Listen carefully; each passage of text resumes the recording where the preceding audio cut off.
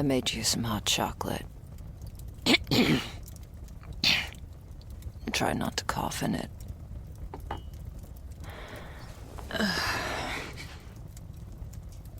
So, you're out of bed at least.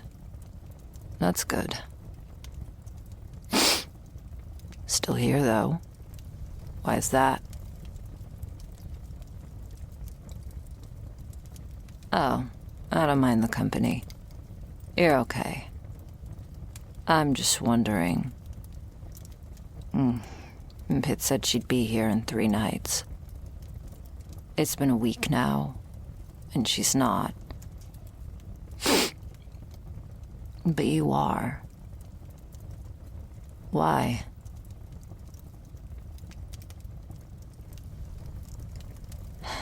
Well, you might want to start thinking about it. Maybe get used to the idea that she might not be coming. Besides, this would be your chance to bail. Unlike me, poor moonstruck Molly for that matter, you still could. And I sure as shit am not about to stop you.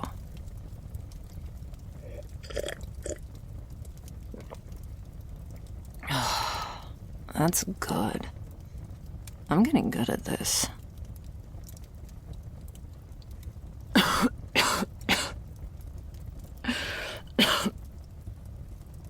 What? I don't hate Molly. She said that? No. I just think she's got issues. Big chip on her shoulder. You can attest to that. Though I guess she can't help it. With the bond and the decades of vampire brain fuckery and all. I hope I get hit by a truck before I get halfway down that road.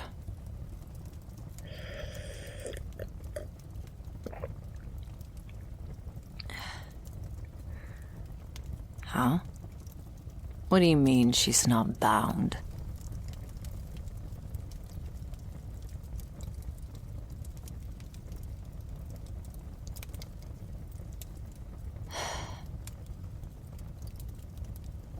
So, she's just like that? Huh. I don't know if that's the most romantic thing I've ever heard, or just the most toxic and pathetic. No, I'll be honest. That's a relief. I was worried I'd end up like that.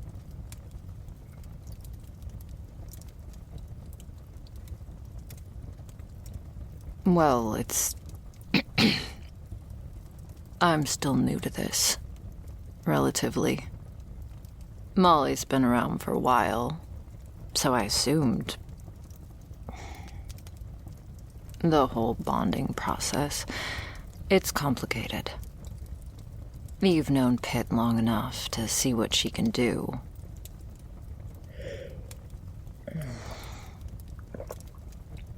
She can make you do things, say things, see things, feel things. She could probably make you come without touching you. And if she has, don't tell me. I don't want to know. That's the power of suggestion. Hypnosis shit. Most vampires can at least put ideas in your head, if nothing else.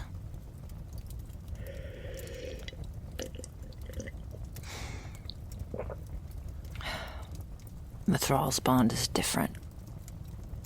It's more subtle.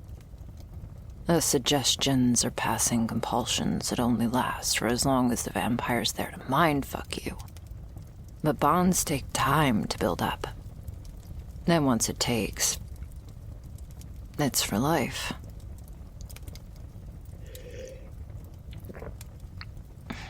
And it's not so much a question of free will. Really, you don't have free will any more than I do. You don't pick and choose what you want or how you feel, right? But what you do have is a free won't. A veto. And that's the difference between us. You can still say no to your impulses. Fully bonded thralls like Molly and I can't. Well, Molly can, as it turns out.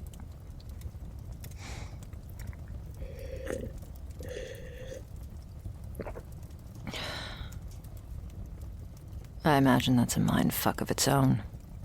Finding out that she had a choice all along. People will justify anything if they can convince themselves someone else is responsible.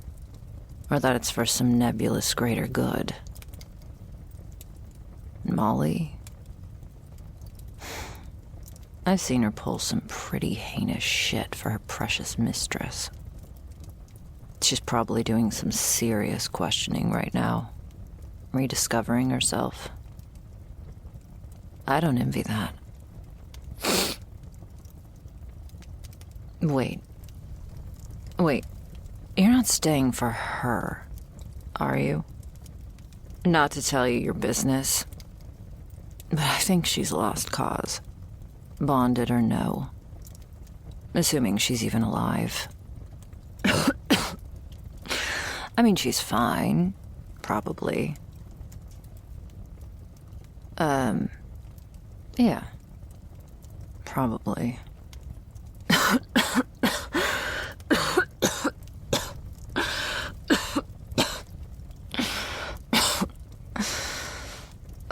Sorry. Anyway, I'm surprised she warmed up to you so fast. Must really love to hate you. Or hate to love you.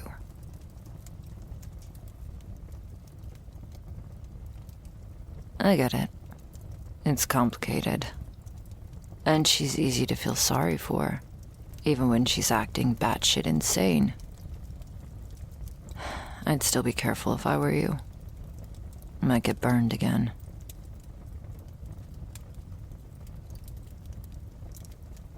Well, you heard the word Timolani before, right? Most vamps never meet theirs, but you turned out to be pits. I can see why they get her all aggro. Feels like nothing else, supposedly. Or that's what the literature says, anyway. You know better than me.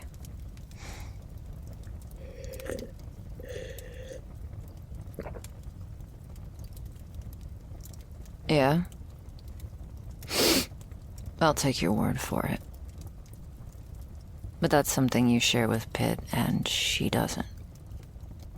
She's been fixated on this vamp of a woman for literally decades, and then all of a sudden, she only has eyes for you. That has to cut deep, and jealousy fucks people up. Not me, though.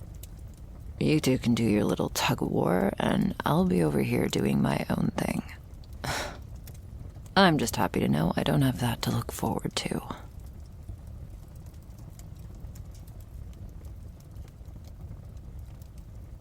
It's... You don't want to hear how we met. It's a long and not very eventful story.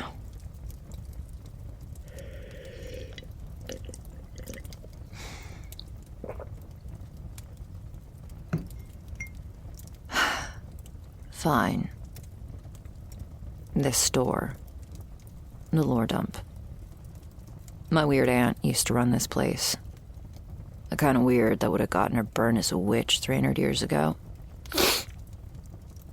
And it occurs to me just now that maybe she actually was a witch.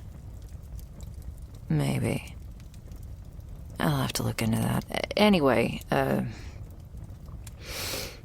spent a lot of time here as a kid, rifling through all this old occult shit. Loved it. Never thought any of it was real, though. And then my aunt died. Left this place to me for whatever reason. I dropped out of college to take over. Oh, don't be sorry. We were close, but it's been 14 years now. I'm over it. And I don't hate the job. It gave me a lot of time to myself, to read and to cozy up the place. Make better hot chocolate. It's good, right? Though I think there might be some kind of a spell on the store. Because in hindsight, my clientele was always just obvious vampires and thralls. Mostly one Dorothy Pitt. And, well, that's how we met. She pretty much just single-handedly kept me in business. You wouldn't believe just how much of a market there isn't for this shit. But I never really questioned it. Just figured she was some nouveau riche trying to placate the loud inner goth she never got over. Then, 18 months ago, I got sick and learned that vampires are real. Turns out she was old money instead.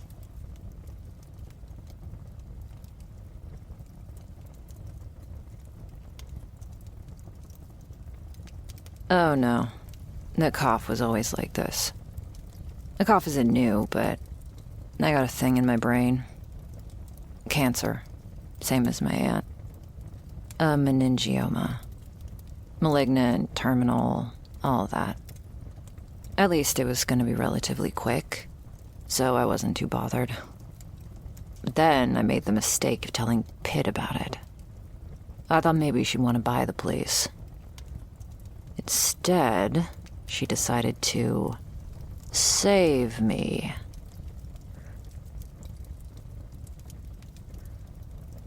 Vamp blood. They'll push it like it's snake oil. Heals anything and everything, supposedly. Except vamp blood actually works. Kinda. Turns out the cancer is fucking flourishing on it, too. Getting all fat, so we'll see if the blood ends up keeping me alive or killing me. Either way, I'm gonna be a plasma junkie for whatever's left of my life.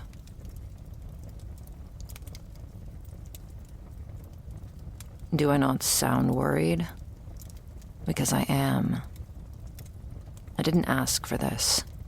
And if Pitt isn't here to give me my dose in 3 or 4 days, the withdrawal is gonna make me wish the cancer got me first. I'm fucking terrified. That's why I have the fireplace streaming on the TV. It calms me.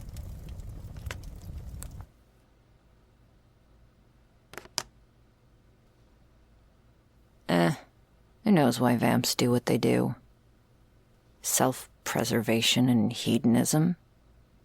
Fulfilling sad power fantasies from their mortal lives? Well, Pitt? For an undead apex predator, bitch is needy as fuck. That's probably why she got on so well with Molly. Molly's only personality trait being zealous adoration and all. Feeds her ego. She needs that shit as much as she needs freshly squeezed people juice, because she can't deal with not being loved. Maybe it's the humanity by proxy. Living vicariously, but literally. Or maybe it's a guilt thing. I don't know. She wants the juice without the squeeze. She needs you to want it. She needs you to want her. Because otherwise she's just another parasite.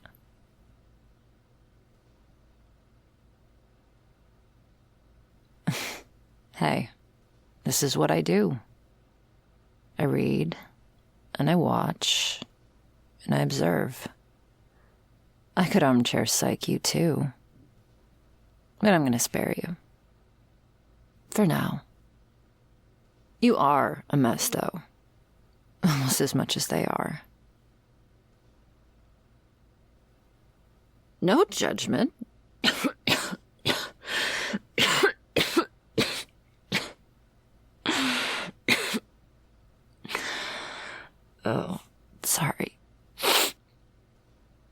just calls him like I sees him. That's how I do. You go all Jungian on me, though, and I actually will kick you out.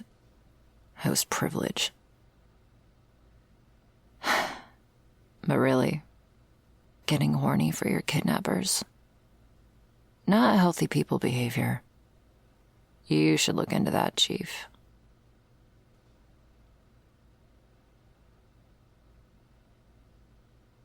Me and her? No. She never made a move on me. Thank God for that. I don't fuck dead things. Or living things. Ugh.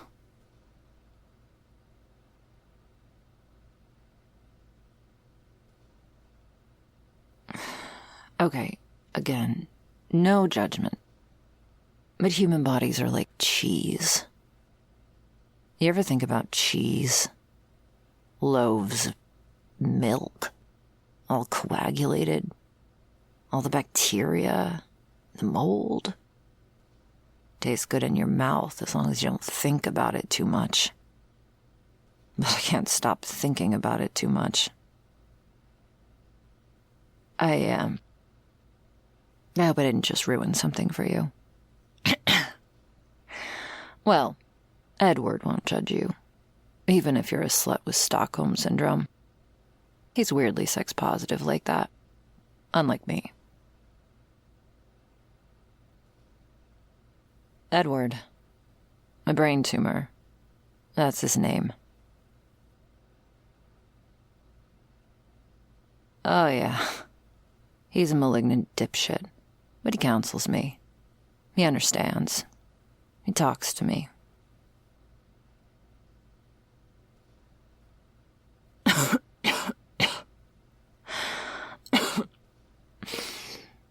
You're not questioning this at all. I was making a joke. No, I don't actually talk to Edward. And his name isn't Edward either. That was another joke. I'm a little offended that you just believe that. Is that the vibe I give off?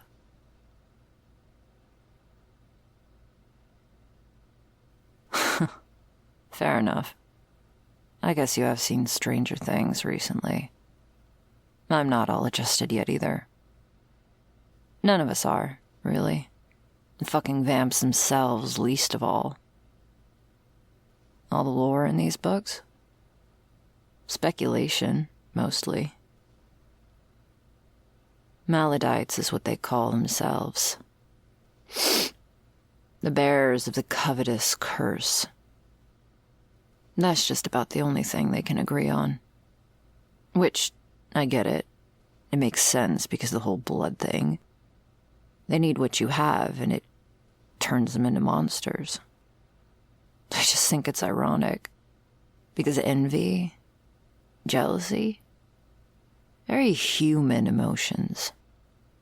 And though it feels like us mortals are so blasé about death, but not them. Never heard of a suicidal vampire. They are desperate to stick around. Maybe they know something I don't. Maybe going through it once was bad enough.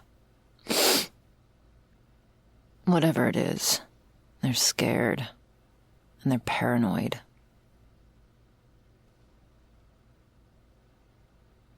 And that's why they can't stand to be around each other for too long. Most towns aren't big enough for more than a dozen or two.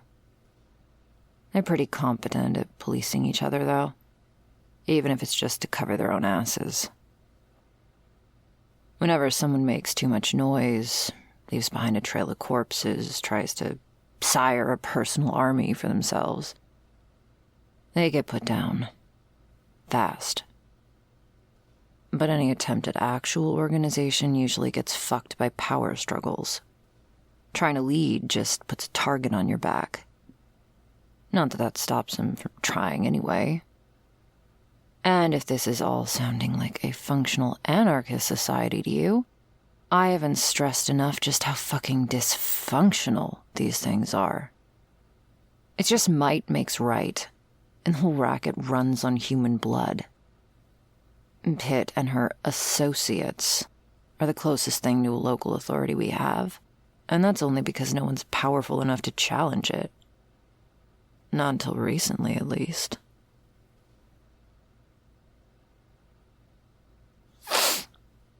As far as any kind of shared history goes, all we got is myths and anecdotes.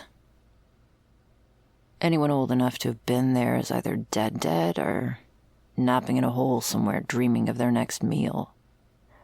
Because that's all that's left of them.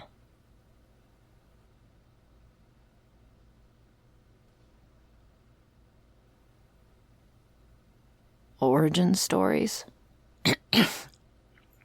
Look around.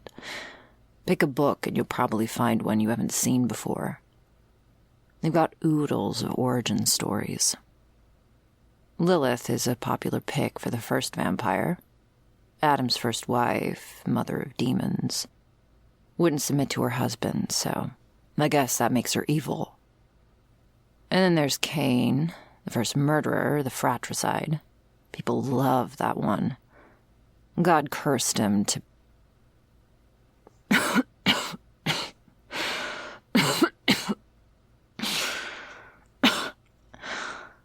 Is God real? You are so not asking the right person. I couldn't possibly tell you.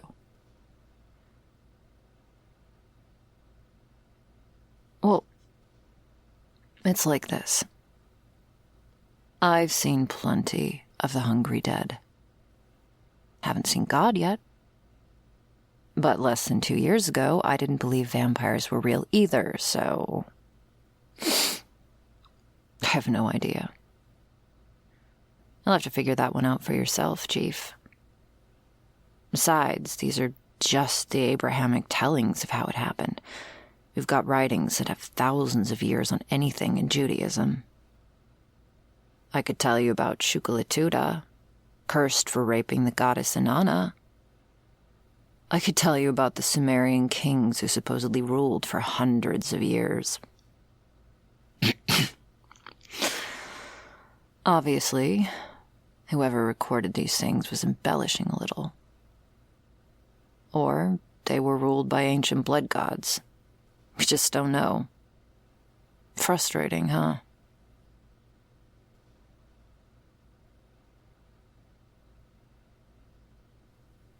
The thing about all these stories is the more you read them, the more they start to overlap. The details change over time and distance in this infinite game of broken telephone. But Finnic mythology is Norse mythology, is Slavic mythology, is Roman mythology, is Greek mythology, and so on and so on. You start seeing these parallels, and suddenly it feels a lot less crazy to think that maybe these stories are based on something that was real once upon a time. Whether it was ever anything supernatural, who knows?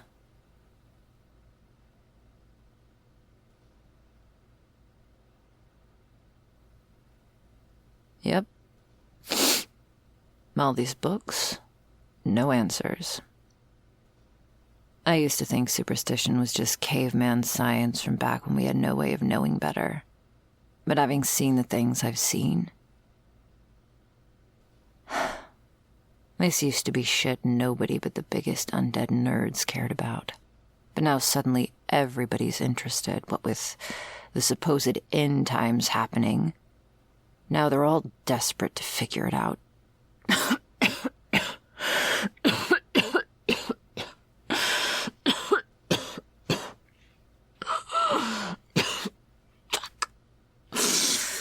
Sorry.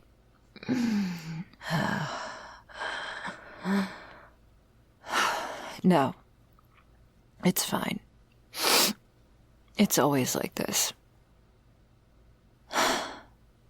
I do have one story for you I know for a fact actually happened. There's this French guy, Edouard Page. And this one's real and not just in my head. Mr. Page. aspiring archaeologist. Really into ancient Mesopotamia. Got his master's from the University of Bordeaux in 2004. Worked a teaching job until 2012 when he joined a big dig in Iraq, somewhere west of Basra. Made his first big find there. A collection of Sumerian tablets he dubbed the Euphratean Codex. Yeah? Well, it should sound familiar. It was a big deal at the time. He worked on translating the thing, making pretty much no progress up until a while back. He joined another dig in Israel, the Cave of Horror.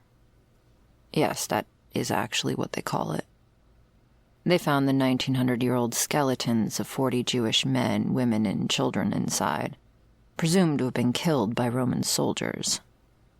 Except that was a conclusion they came to when the cave was found all the way back in the 60s, way before his time. This latest dig found something new in there. Something older.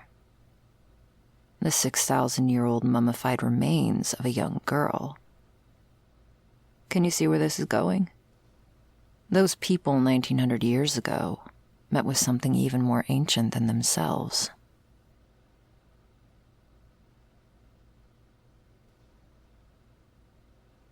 Well, it gets worse, because the remains disappeared not too long after. Either someone stole a mummy, or we're dealing with a vampire. The oldest one on record, as far as I'm aware. Meanwhile, Page suddenly finished his translation of the Codex before vanishing off the face of the earth. What a coincidence, huh? It was around the time that mass vampire impotency and end-of-the-world hysteria started. For whatever reason, Pitt was sure that the Codex would have the answers, so she had me track Page down. Turns out he was in town. Fucking coincidences, right? So Molly and I paid him a visit, and, well, we found him dead. By the looks of things, he'd been that way for a while. It wasn't hard to tell how it happened. Take a guess. We did find his translation, but no indication of where the original tablets were. Pitt seems convinced there's something in there, but I honestly don't know if it's any good.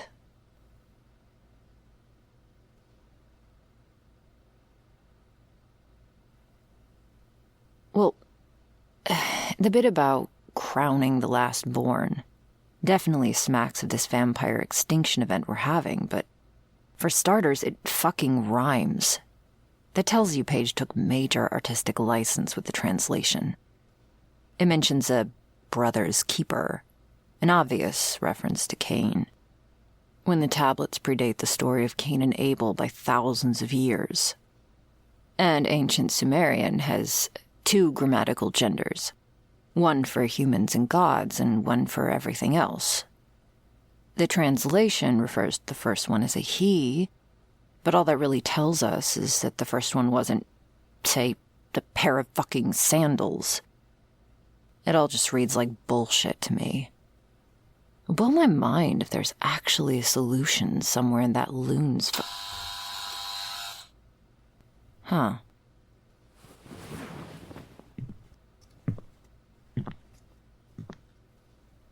Yeah.